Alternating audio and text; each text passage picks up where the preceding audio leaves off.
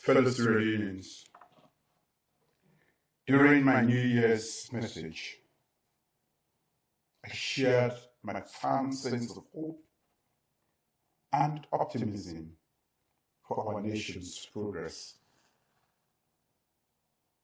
My hope and optimism haven't waned, but instead reinforced by the decisive wins we have witnessed in the first 2 weeks of 2024. From our assumption of the United Nations Security Seat to the reselection of the MCC Compact, Sierra Leone is once again regaining its pride of place in the global community. We embrace these newfound possibilities with a deep sense of commitment to the principles of unity, freedom, and justice. We must embrace unity to sustain the momentum and advance our collective aspiration for a peaceful and prosperous country. Only through unity can we build a prosperous and harmonious future for all. In keeping with our government's commitment to peace and security, in the past few days, I have met with our revered paramountries, the Interreligious Council, the main opposition APC parliamentary leadership, the chairman of the APC, and the bereaved families of the 18 current security officers who lost their lives during the November 26 failed coup. In my engagements with each delegation, I reiterated our government's resolve to promote peaceful coexistence. Sierra Leone has weathered numerous challenges throughout its history, emerging more robust each time. Our journey as a nation has been marked by resilience, determination, and a shared vision for a better tomorrow. Yet, we recognize that challenges persist. And as we progress, the path to progress must be paved with unity. Fellow Sierra Leoneans, unity does not imply uniformity. It is about acknowledging and celebrating our differences while embracing the shared values that bind us together as one people.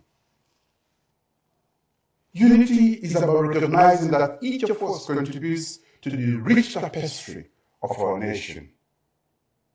And together, we can achieve far more than we can individually. We must prioritize dialogue and understanding to foster national unity and cohesion. For this reason, we have sustained the implementation of critical elements of the mediated dialogue, including establishing the Tripartite Electoral Review Committee and the Inter-Party Dialogue. We are continuing to engage in open and honest conversations where every voice is heard and respected.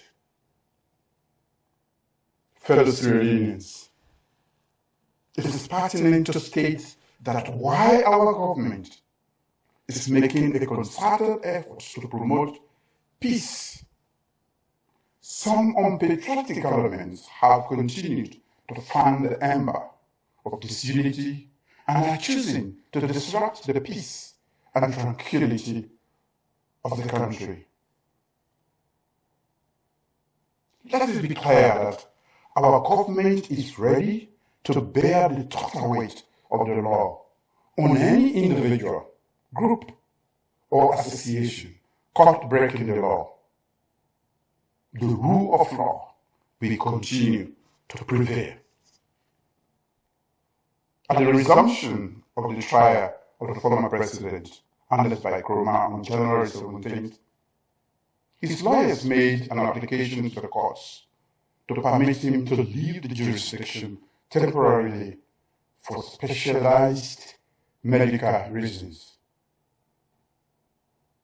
The Attorney General vehemently opposed the application. Under the principle of separation of powers enshrined in our Constitution, it is a matter entirely for the courts to determine. The courts have therefore granted application for the former president to depart from the country purely for specialized medical reasons, and his trial will be suspended for the duration of his absence. Of course, it is important to know that this humanitarian gesture does not in any way detract from the seriousness of the ongoing trials. On the contrary, it reinforces our position that the trial is not a political witch hunt, but one aimed at unraveling the truth behind the events of November 26, 2023. By the same token, I would like to take this opportunity to commend the police and judiciary for their professionalism in handling this most important and delicate trial ever in our country's history, in the best interest of our nation and our justice system. I assure every Sierra Leonean and families of the victims of November 26 that we shall get to the root of the matter and bring all those involved to justice. Fellow Sierra Leoneans, we are making concerted efforts towards stabilizing the economy and prioritizing foreign direct investment as pathways to revamping the critical sectors of the economy. To this end, we are strengthening the legal regulatory frameworks to make the country competitive for investments. However, only a peaceful and secure country can present a fertile ground for investments. We must therefore invest in building peace and unity. Our beloved Sierra Leone is a mosaic of diverse cultures, ethnicities, and traditions. It is this diversity that enriches our heritage and makes us unique. Our diversity should be seen as a source of strength, a wellspring of ideas that can prepare us towards a brighter future. As we embark on this journey towards national unity, let us remember the importance of national pride. We are Sierra Leoneans, and our pride in our nation should fuel our collective efforts to overcome challenges and achieve greatness. Together, we can be a Sierra Leone that stands as a shining example of unity in diversity. Let us build bridges, not walls. Let us celebrate our differences and find strength in our shared aspirations.